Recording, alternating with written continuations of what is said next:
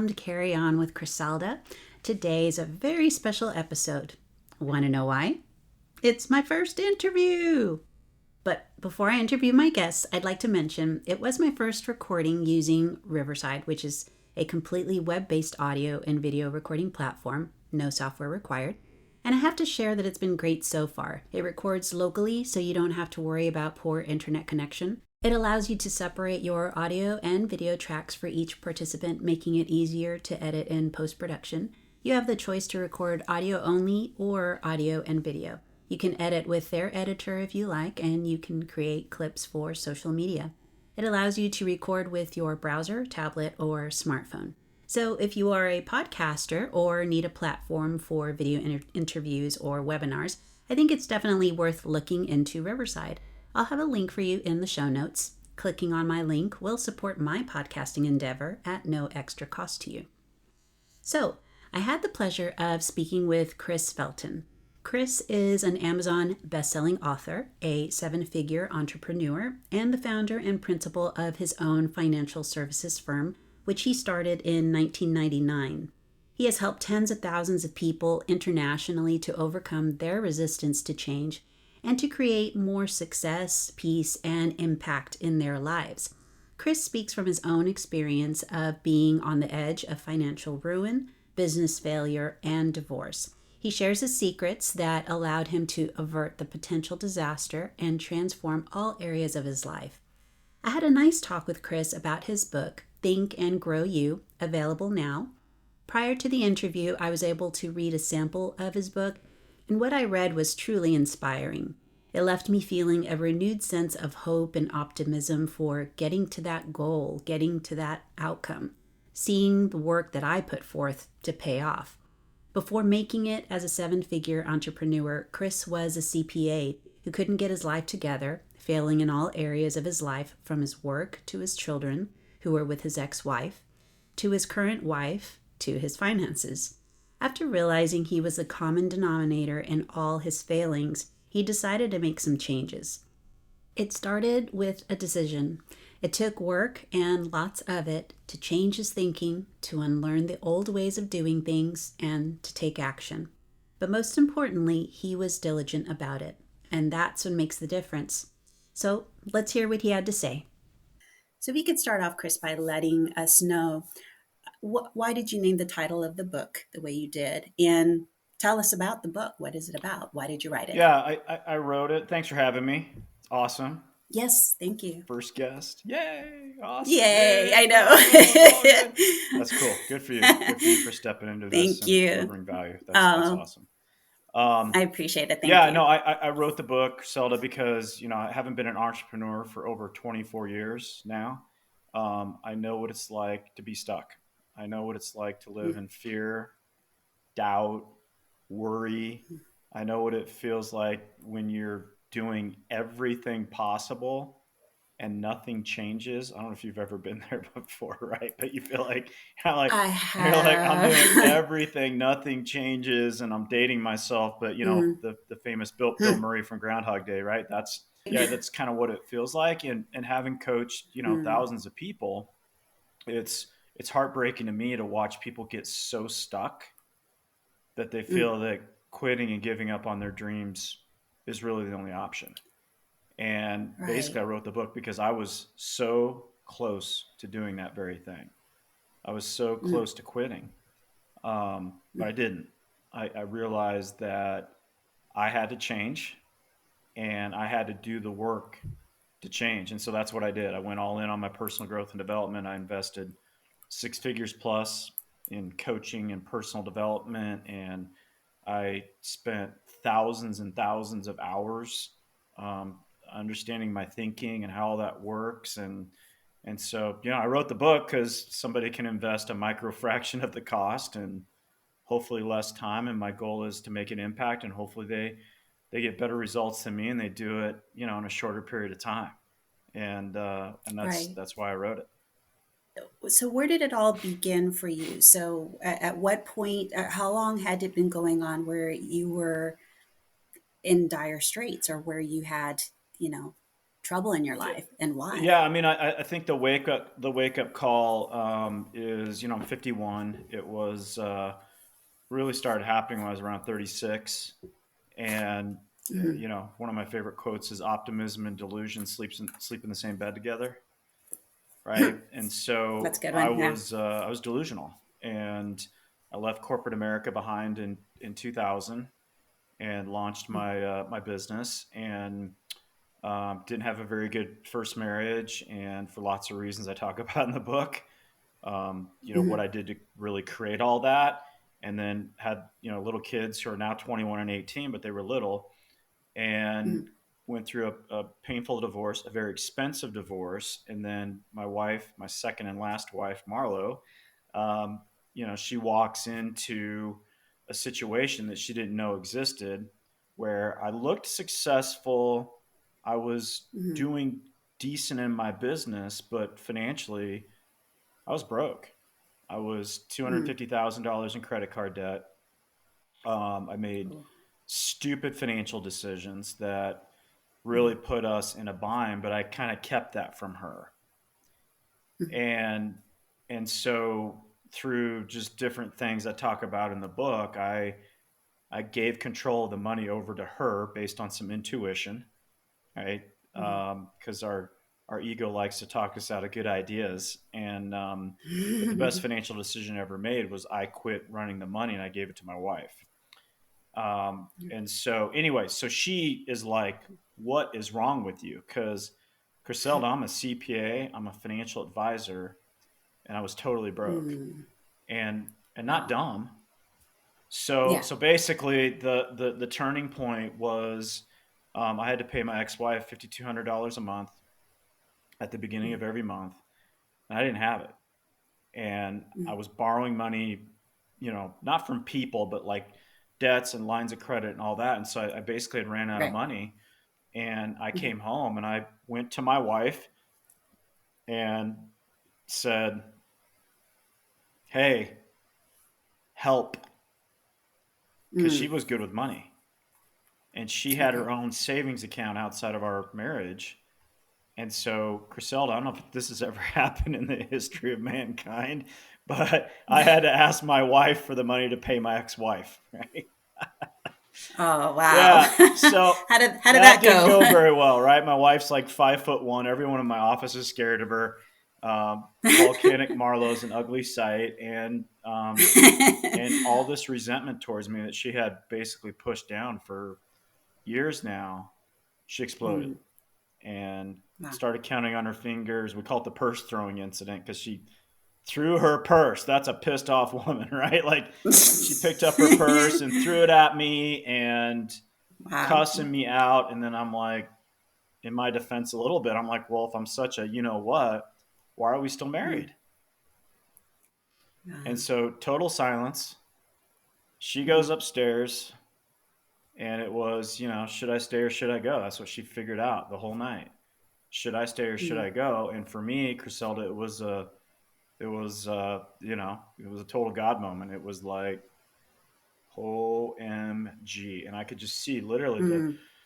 the dominoes falling in my life. And I'm like, Right. my ex-wife never had a chance. My kids are on the other, because my kids lived in Atlanta. I'm in Colorado. My kids were in Mm. Atlanta. I hadn't seen them for months. I'm drinking too Yeah. much. We're in tremendous debt. I'm a financial services Mm. entrepreneur. We're entering the Great Recession. And it was Mm. just one thing after another. And then what I realized was I'm the common denominator of all those problems. And Right. wherever I've had a Right. problem in my life, I've always been there. Mm. So that was like, dude, you got to change. Like that was it. And that's Mm.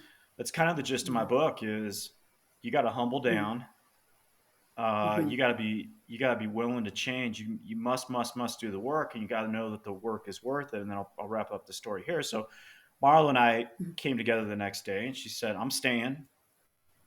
We're not getting Mm. divorced. We're not declaring bankruptcy. We're not getting jobs. We're going to figure this Mm. out." She's like, "I'm going to Mm. reach out to we were grateful to have some very wealthy couples that were mentors in our life that had kind of wealth in all areas Mm. of their life, not just money. And she's like, I'm going to interview them. I'm going to figure out what they do and how they think. And then we wrote a book in 2011 called Couples Money, um, based on what she found and then what we applied. And then she was kind of like, what are you going to do? And I'm like, I'm going to figure out how my thinking keeps creating broke. And I said, I am all in on changing, like an Olympic athlete is with their sport. I'm not interested in it. I'm totally committed. So I got committed, and I was up early. I was journaling, studying, visualizing. Mainly, my first focus was really my money beliefs and how that kept creating that, because dad was broke, mom was broke, grandma was broke, grandpa was broke, broke. As far as back as I could remember, and it's one of my favorite. So you kind of carry that with Yeah, I you mean, in your well, mind. yeah, That, I mean, yeah. and I'm a CPA and financial advisor. I mean, like, I know what to do, but why am I not doing it? Yeah. And Right. so basically, my favorite quote of Mel Robbins is, it doesn't happen overnight, but it happens over time. And Sure. that's what happened to us. I just started working on it. I got committed. We got unified as a couple. And what happened to us, Griselda, was, I mean, it was a jaw dropping financial transformation. I mean, it was just unbelievable, what happened to us. But like I said, Wow. not overnight, but the Sure. compounding over time, and where we sit now. And I'm not a guru. I don't have it all figured out. I don't have all the answers, right? Yeah. I make mistakes and have issues like everybody else, but I've always been committed to growing me, and it's always served me well. And so anyway, so that's why I wrote the book, is just just that journey and like the things that I did, to get out of my own way and level up my life. I just want to share that with the world. I deeply appreciate that. And I can't wait till the book comes out because I want to get my paws on it. In going through your book, you mentioned about how it's kind of like you had to take certain steps to get there. And one of the first being like going to your past and, first of all, forgiving family members, forgiving yourself, even. What is the importance of forgiveness in taking the steps to getting Well, successful? it's massive, right? And so, and that's a great question, because it really leads into, I hired. So after Marla and I had the fight, and she said, "What are you going to do?" And I'm like, "I'm changing," and Mm-hmm. I needed some help, and so I landed on a coach who was financially independent, because that's what I wanted, because I had to figure out the money Mm-hmm. thing, and Right. he'd been financially independent for decades, and he was awesome, and so we had our first coaching session. And then he said, "Okay, I got a Mm-hmm. homework assignment for you." And being a CPA, I'm like, "Oh, goody, homework! Yay, Yeah. homework! Yeah, All right. I love homework." He said, "You're right," and I hired him because I'm like, I need more strategery and tactics and how Yeah. tos and all those things. And he said, "Your homework assignment is to forgive your ex wife." And I'm like, Wow. "Whose side are you on?" I mean, come Right. on, Right. coaches. She's horrible. She's Mm-hmm. put me in this position, right? Playing victim, right? People hate Mm-hmm. the word victim, but Mm. victim is, you're right, blaming the outside Yeah. world for your results. Outside in versus law Right. of Right. attraction is inside out. And Mm-hmm. he said, "Dude, here's what you need to understand. Um, if you don't forgive her, you'll be broke forever. You'll never let Mm-hmm. your money in. And if you don't do Mm-hmm. it, I'm just going to fire you as a client and keep your money. So it's not optional." And so Yeah. I didn't argue with him on how's my money not going to show up. I didn't argue with him, because what Mm-hmm. he would say, Criselda hated this question. My agents that are in my organization hate it too. But I'm like, based on results, Mm-hmm. how's your way working? Yeah. Hate that question. But Because it really pierces you, right? oh yeah, Like, and I had to be coachable, right? It goes back to my first tenet: is you got yeah. to be willing to change. Well, part of that is you got to be Right. coachable. Mm-hmm. And Mm-hmm. he said, I'm like, all right. So I was coachable. I mean, I resisted him a little bit every once in a while, but pretty much I'm like, he's right. Yeah. Based on results, my way's not working too well. because he's like, dude, if you don't do this, you're gonna be in divorce number two. You're gonna have alimony payment number two. And I'm like, okay, so how do I do it? He's like, when we're done talking, I want you to grab a pad of paper. I want you to write her name at the top, and you write down everything you appreciate about her. Mm-hmm. And I'm like, all right, this is horrible. Anyway, so we hang up, and Griselda, I sat there for an hour. Yeah. And I'm like, my God, he's so right.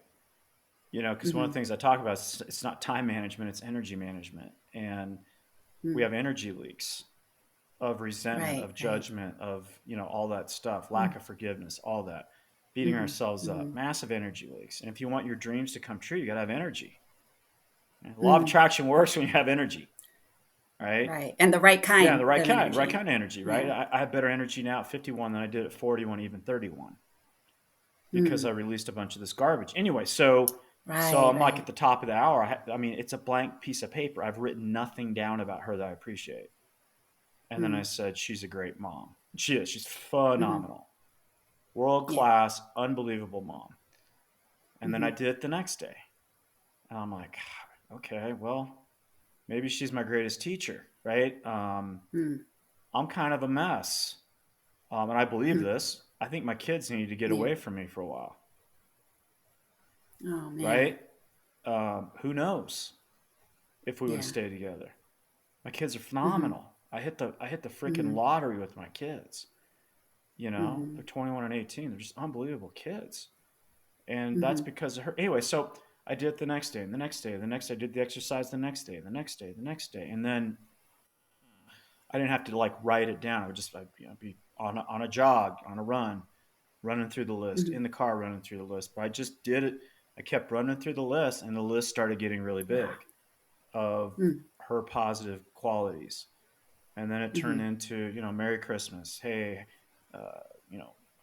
Happy Mother's Day.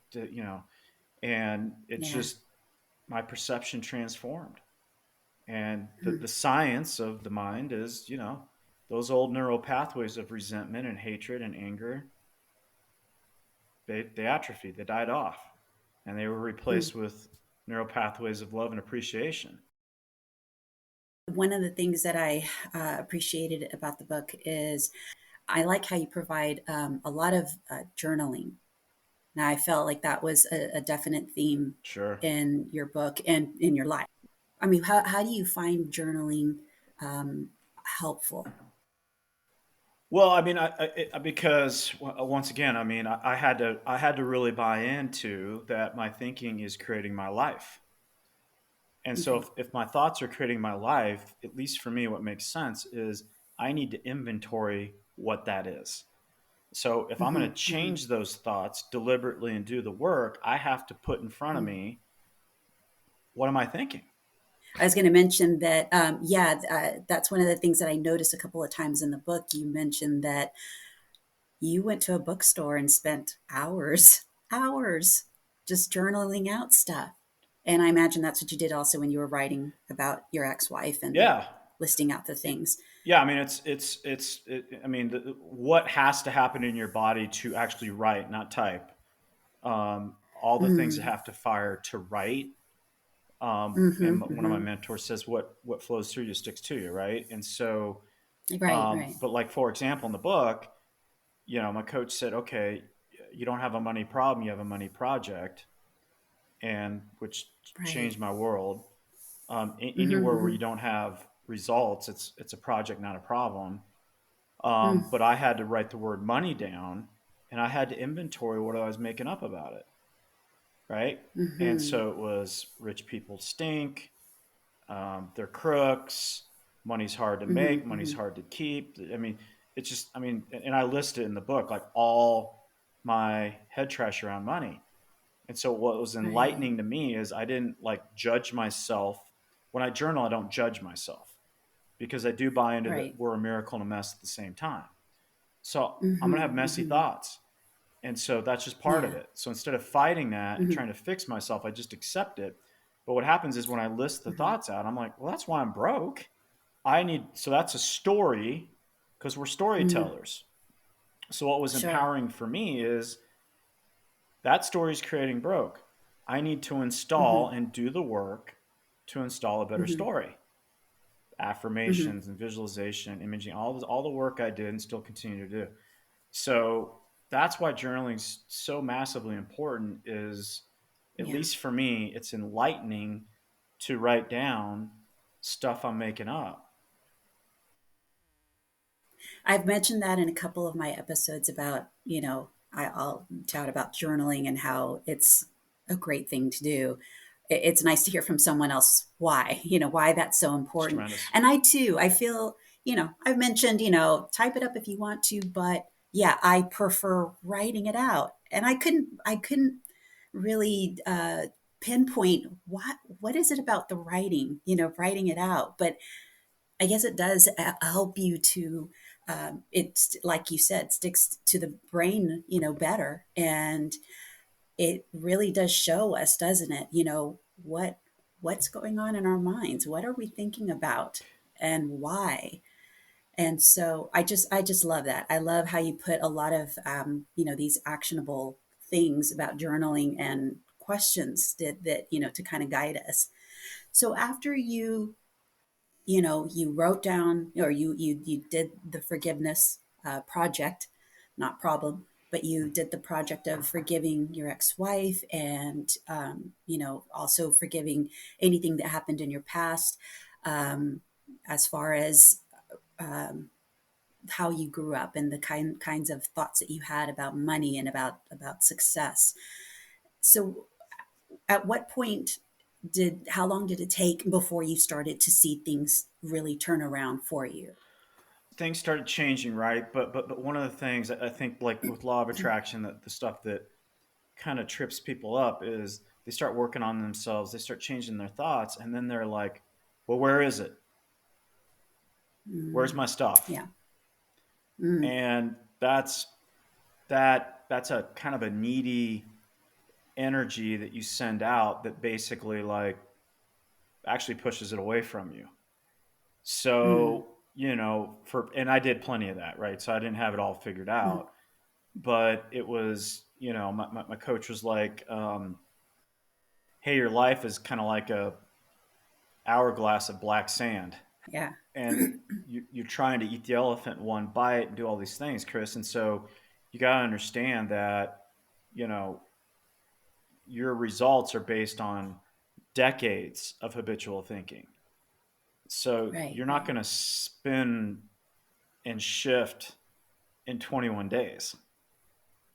It's Mm-hmm, going to take mm-hmm, more time. And you got mm-hmm, to kind of relax, which is a mm-hmm. really good thing, and Yeah. trust. And then your job is with that black hourglass, black sand hourglass, just drop a little piece of gold in there every day. Mm, And that is you doing your work in the morning, keeping your mm-hmm, word, right? Winning the day, mm-hmm, meaning, hey, I feel like I did everything I could do today. mm-hmm, Keeping your word, so, and then Chris, what's going to happen eventually is the gold's going to outweigh the sand. So mm-hmm, I don't know like when it started shifting, but I trusted that if I shifted, the outside world would shift. And so mm-hmm, the energy I had, even though we had a lot of problems and lots of issues and all that, was my energy was great because I'm like, I'm on the path, yeah. right? And so even though I got all these Mm-hmm, challenges, I can just focus on what I'm thinking about right now, what I'm doing right now. So mm-hmm, I kind of relaxed. I gave myself grace. I forgave myself of all my past sins, mm-hmm, and so but I mean, it was, I don't know when it turned around. I haven't really even thought about it, but we did write our book in 2011. So 2009, 2010, things were getting better. It's mm-hmm. not like it was all sunshine, lollipops, and roses, but we bought our Sure. first house in 2011 together. We stopped renting. We stopped. We saved a bunch of money and all that.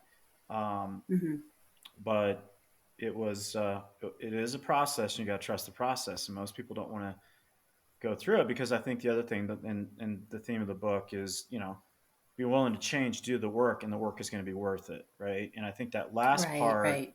people don't know it's going to be worth it, and that's an asset that I had because when I was in college, I started interviewing not interviewing, but I'd ask successful people when I'd run into them, hey, was it worth it? And they never were confused by the question, Griselda. They were never confused by the question. And they emphatically, with conviction, it was worth it. So I never had that battle. So I knew that if I did the work was going to be worth it. And that's what I try to bring home through the book is do it. You're going to be grateful that you did. And I suppose that is, the underlying message here is don't take this as, well, I was gonna say get rich quick scheme or anything like that, but not just finances, but just in life. And I suppose that's why, I hear the word a lot, stuck, how to get unstuck. Why are people stuck? Why are people stuck? And would you say that it's because it's like you mentioned earlier that people, because this is kind of it's not just the destination, it is the journey. This is going to be a process. It's going to take a while. And would you say, could you expand on that and would you agree that that's why people are stuck? Yeah, I mean, so lots of reasons why people get stuck, but one is basically they're allowing their outside world to dictate their thinking, right? And the outside world's very unstable. Sure. So when things are good, they're happy. When things are bad, they're not, right? They're just a beach ball in the ocean of life. And what happens is when things happen outside, they they feel resistance. They feel worried, doubt, fear, right? And it's and resistance is what is happening should not be happening. Right? So it's right. And then so it's just allowing, they're just allowing whatever happens out there to, affect what goes on in here. Yeah, and so you're in fear, doubt, and worry, and what happens is Joe Dispenza calls it a negative feedback loop, and it's constantly looking at this, getting the thoughts of fear, doubt, and worry, projecting more of it out. It's just, and he scientifically has proven law of attraction basically, and you just I like Joe Dispenza. Yeah, and so you just stay in this loop. That's what it was with my debt, and my debt was, well, this I shouldn't be in this much debt. This shouldn't be happening. Or my form of resistance, Chrisella, was delusion. I just didn't want to look at it. It's just better to be an ostrich, right? Because people are like, well, I don't want to look at it because I don't want to feel bad about myself. Well, if you don't own it, it gets worse. So it's just that constant loop of this shouldn't be happening. And that's where I was, optimism and delusion. I didn't own my results. I didn't own what was going on. It was my ex-wife's fault. It was just everything it was all stuff that was outside of me. And so what happened is after the purse was flown by my ear, and the wake-up call, infamous purse incident. Yeah, the purses, and I woke up from my hypnotic trance that I was in, right? 91% of our thoughts today are the same as they were yesterday. And sometimes we got to wake up. We need a wake-up call. That was my wake-up call. And then finally it was like, okay, I own it. I'm not beating myself up. Yeah. And I got to a place of acceptance. This is really powerful. And acceptance is, my coach is like, acceptance is, dude, you don't need to love it, but you have to stop hating it. And so finally getting to a place of acceptance where it was like, it is what it is. Yes. And then it was, what do you want and what's next, right? And we experienced in our business with, the whole COVID disaster, right? And I mean, there was 3 days there where I was like, this shouldn't be happening. And, all this stuff's going on, but I've trained myself, right? And I went back in my journal of times I resisted. And finally I'm like, you know what? It is what it is. Not uncaring, right? But just definitely praying and being of service. But finally, Chriselle, I was like, it is what it is. And so what do I want? Well, I want this. I want to serve people. I want them to have some hope. Anyway, so we pivoted our whole business model within a week because we got to a place of acceptance. And then we Mm-hmm. had a Mm-hmm. record 2020. Right. I could have Wow. resisted like everyone else, going, this shouldn't be happening, and feared out and worrying, am I Yeah. going to die? I mean, just all this stuff. Mm-hmm. And Yeah. acceptance is such a powerful place. And it's the only platform that you can have to launch to a different result. Wow. So you have to be really headstrong, don't you, to just kind of, I don't want to say ignore, but to, you're hearing what's going on out here, but you have to be just strong enough to not let it affect you, but just to see it for what it is, but know that that doesn't mean that that's going to be your outcome, or that's going to affect your outcome. Yeah. Would you agree Yeah. with Yeah. I that? mean, I think the word is just awareness. And once again, and I don't want to portray that I got this all figured out. And, Hmm. there's things that trigger me. There's stuff that happens in the world that triggers me, and I'm a Yeah. human and I'm going to feel it. But the Hmm. moment my Hmm. heart shuts down and I start Hmm. spinning stories in my head, psychological Hmm. damage is being done. Right. And so the stuff I share in the book is, these are things you can do to pivot Hmm. from going down that rabbit hole that is just not going to serve you. And so Right. for me, it's the quicker I can understand that, oh my God, I'm in resistance, I'm in fear, I'm in doubt, I'm in worry, Hmm. and I'm creating it. No Yeah. one else is creating it. I'm creating it. Hmm. Hmm. Then I can shift. Right. I am getting a lot of, these are a lot of good messages that not just for myself, but I think a lot of people will, appreciate and that will resonate with, because yeah, people are still trying to recover, I think, Sure. from, what we've been through for the Yeah. past couple of years. And this book, I think, is just very timely, and I can't wait for it to come out. Um, thank you so much. Yeah. Is there anything else, that any other, last message that you want to give to us? It's just super important that you really get clear on what you want. And most people Hmm. just don't know what they want. And Right. you got to spend time on that. That's a topic in personal development, gets beat up all the time. And Mm. people hear it. I did it for years. Oh, I got to get clear. Take notes. Yeah, I got to get clear. And then Yeah. I'd get busy, and then Hmm. I'd wait till the next speaker said get clear. That's Hmm. really where it starts. What do I really want? Why do I really want it? And Hmm. Hmm. then getting excited about that, Hmm. right? And being enthusiastic about it, because enthusiasm is joy combined with a goal. That's enthusiasm, Right. right? And I had Right. tremendous enthusiasm for the book. It took me 14 months to write. I never Yeah. lost my joy in that process, because I'm like, I got to do this. I want to do this. Hmm. Um, Hmm. and if what you want's tied back to growing yourself and serving others, that's the Hmm. juice of life. Thank you. Thank you Yeah, so thanks for much having me. for, I appreciate it very much. So, once again, it's going to be February 28th, you said, Yeah, so that the people book can will come out? pre-order at chrisfelton.me.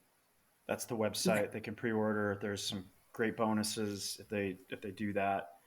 But then Hmm. everything will ship. We got ebook and paperback, and then the Audible will be coming here in the next 90 days. So I gotta do some work Oh, on that. yay. Yeah, yeah. Okay. That's great. That's great. So, if anybody else wants more information about you, where can we find Yeah. you? So yeah, chrisfelton.me. They can contact me there. I'm on Instagram, Facebook, Hmm. LinkedIn, so they can find me Okay. there. Okay. That sounds great. Thank you again, Yeah, thanks Chris. I for do having me. appreciate it. Everybody, please get Think and Grow You. It's definitely worth a read.